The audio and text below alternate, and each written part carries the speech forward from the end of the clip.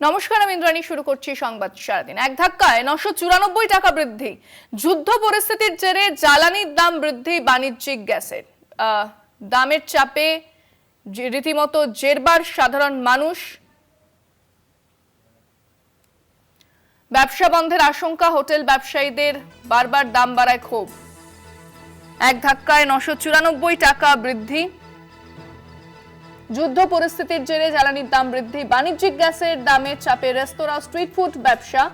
গ্যাসের অস্বাভাবিক মূল্য বৃদ্ধিতে বিপাকে বাঁকুড়ার হোটেল ও ক্যাটারিং ব্যবসায়ীরা।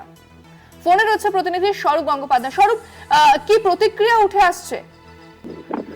দেখো, বিভিন্ন ধরনের প্রতিক্রিয়া উঠে আসছে, কারণ যেভাবে বাণিজ্যিক গ্যাসের মূল্য বৃদ্ধি হয়েছে, প্রায় 1000 টাকা দাম বেড়েছে, এবং তাতে ভিন্ন মানুষের যারা ব্যবসায়ী, যারা বিশেষ করে যারা স্ট্রিট ফুড রেস্তোরাঁ চালান, রেস্টুরেন্ট চালান, এবং সব থেকে বড় যেটা হচ্ছে ক্যাটারিং বিজনেস, যারা ক্যাটারিং বিজনেস করেন তারা সব থেকে বেশি সমস্যায় পড়েছেন।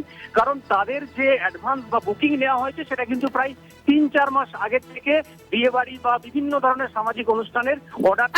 একেবারে ধন্যবাদ স্বরূপ। কথা বললাম প্রতিনিধি স্বরূপ গঙ্গোপাধ্যায়ের সঙ্গে।